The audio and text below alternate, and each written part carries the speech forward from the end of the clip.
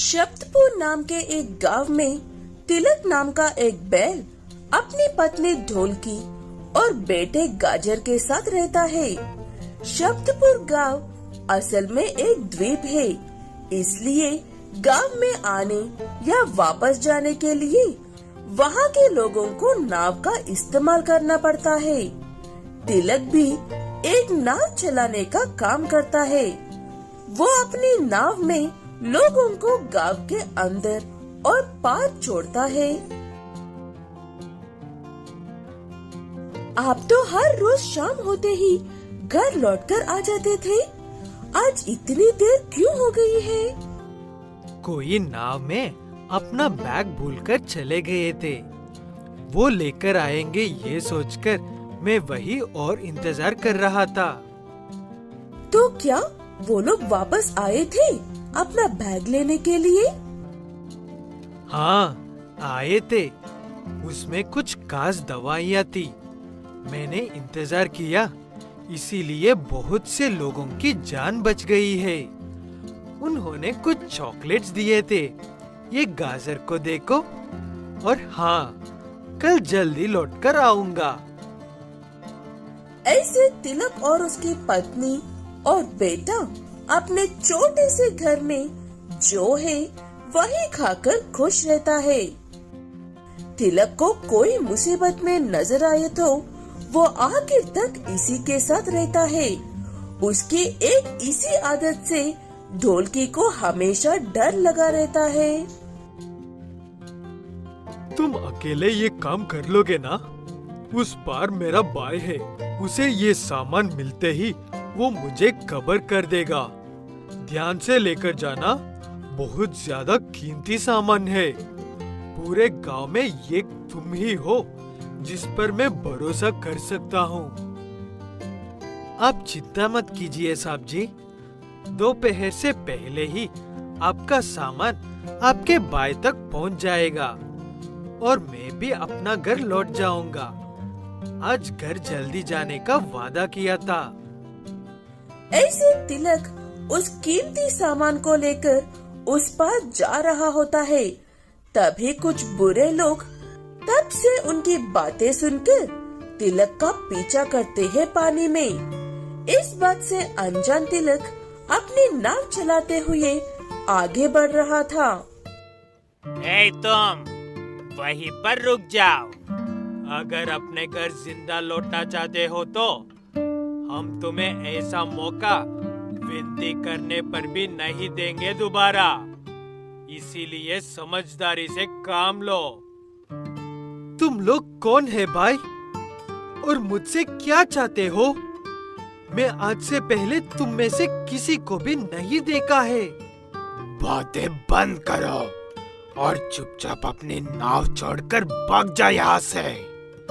ज्यादा बोला या झलक बनाने की कोशिश करेगा तो बिना वजह मर जाएगा।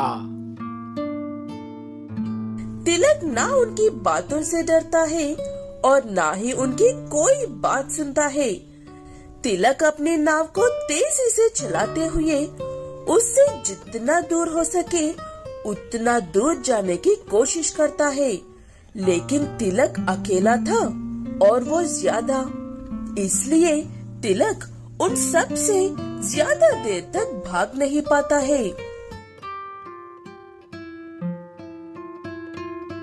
आज वो दोपहर तक ही लौटकर आने वाले थे। अंधेरा होने को है, वो अभी तक आए क्यों नहीं है? काम खत्म होने में और कितना वक्त लगेगा? यकीन करो, मैं भी इसी बात से चिंता हूँ ढोलकी जी। मुझे तिलक पर पूरा भरोसा है, लेकिन काफी देर हो गई है। मैं कल खुद ही इस बात का जांच करूँगा। ऐसे कहते हुए वो बैल अपने घर चला जाता है, लेकिन ढोलकी ऐसे ही चुप नहीं बैठ पाती है। वो अपने पति को ढूंढने के लिए जाती है।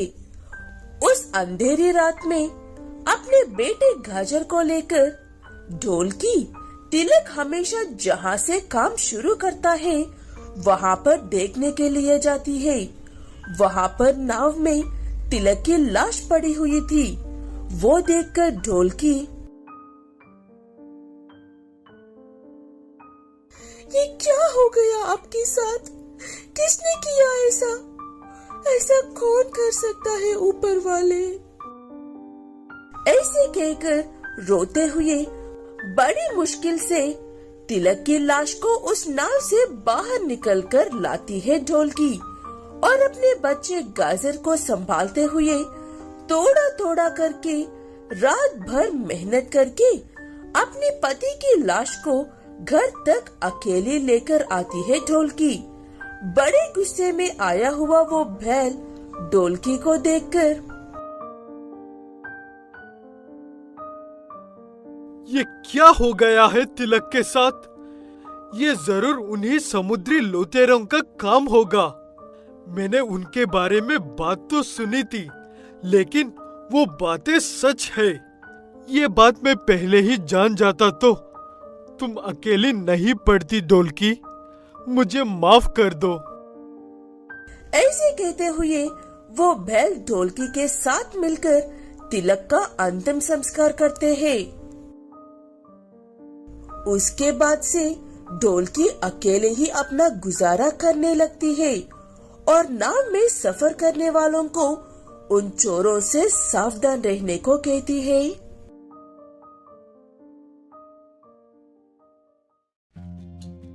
गिरिजापुर नाम के एक गांव में नागेश नाम का एक किसान रहता था। नागेश के खेत में हर साल अच्छी फसल होती है, जैसे कि बाकी के किसानों के खेत में होती है, और इस बात से नागेश खुश भी था। इस बात तुमने कुछ ज्यादा ही जल्दी से अपनी फसल काट दी है नागेश। मैं भला अपना फसल क्यों काटूंगा, वो भी इतनी जल्दी? मैंने आज देखा तुम्हारे खेत में फसल ही नहीं थी, सोचा तुमने ही किया होगा, इसीलिए पूछ रहा था। अच्छा, चलता हूँ मैं अब। ऐसे कहते हुए वो व्यक्ति वहाँ से चला जाता है। नागेश को समझ में नहीं आता है कि वो व्यक्ति सच कह रहा था या मजाक कर रहा था। इसलिए नागेश एक बार अपने खेत के पास जाकर देखता है। वहाँ पर सच में फसल नहीं थी। वो देखकर नागेश, ये क्या हो गया? मेरा सारी फसल कहाँ पर गई? मेरी सारी मेहनत कहाँ चली गई? मुझे कुछ भी समझ में नहीं आ रहा है। नागेश को कुछ भी समझ में नहीं आता है। वो बहुत देर तक अपने खेत के पास बैठ बैठकर घर लौट जाता है। क्या बात है जी, आप इतने परेशान क्यों हो? सब ठीक तो है ना?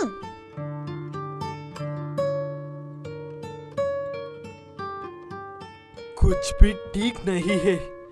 पता नहीं ये सब मेरे साथ ही क्यों होता है। ऐसे कहते हुए नागेश अपनी पत्नी को सारी बात बताता है। वो बात सुनकर नागेश की पत्नी भी दुखी होती है, लेकिन उसे वो फसल गायब होने के पीछे का राज पता था। शायद आपको याद नहीं है, लेकिन आपने और आपके दोस्त पवन ने कुछ किया था। अच्छा या बुरा मुझे नहीं पता, लेकिन ये जरूर इससे संबंधित है। अपनी पत्नी की बात सुनने के बाद नागेश को भी ऐसा ही लगता है, इसलिए वो अपने दोस्त से मिलने के लिए जाता है। पवन भी अपने घर में उदास बैठा हुआ था। नागेश उसे वजह पूछने पर वो भी कहता है कि उसकी सारी फसल अचानक से गायब हो गई है। मेरे साथ भी ऐसा ही हुआ है पवन। मुझे लगता है कि जरूर ये उसी की वजह से हो रहा है। हमें उसे कैद नहीं करना चाहिए था। उसने हमें चेतावनी दी थी। शायद तुम सही कह रहे हो। चलो उसे आजाद करते हैं, इससे पहले कि वो किसी और की भी फसल बर्बाद कर दे। नागेश और पवन ने एक चुड़ैल गाय को पकड़कर एक जादुई गाय जैसे घर में उस गाय को कैद करके एक बहुत बड़ी चाबी से ताला लगा दिया था, ताकि वो किसी और को परेशान ना कर पाए। इसलिए उसे उस घर में बंद करने तक ही नागेश और पवन को पता था।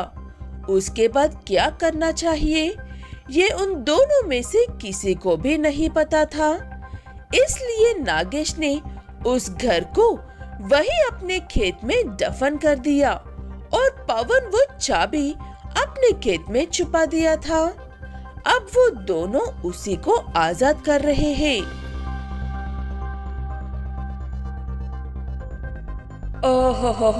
कितना सुकून मिल रहा है इतने दिनों बाद ताजी हवा को महसूस करके।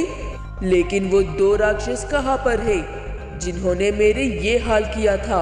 तुम दोनों ही तो हो वो राक्षस। पवन, भाग!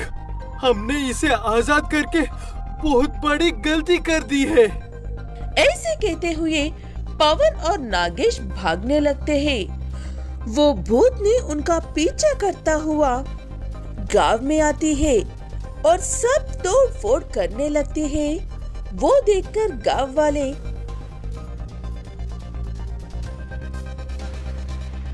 मैंने कहता था कि भूत सच में होते हैं, लेकिन कोई भी मेरी बात नहीं मानता था। कोई तो बचाओ मुझे इससे। पवन अपने घर में जाकर छुप जाता है और नागेश अपने घर में जाकर छुप जाता है।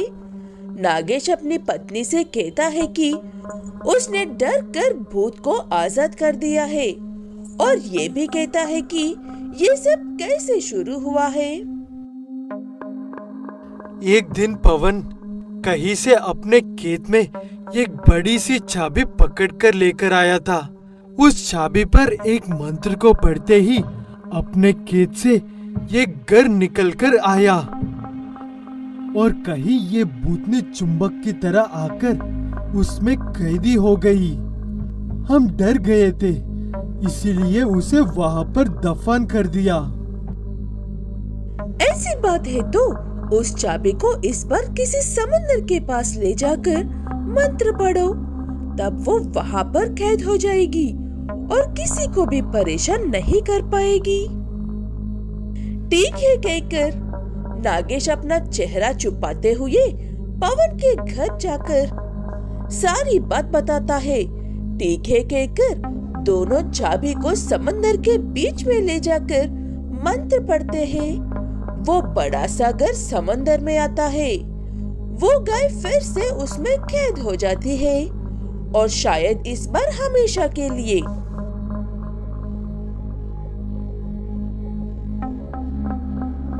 नहीं मूर्खों, ये क्या कर दिया तुमने?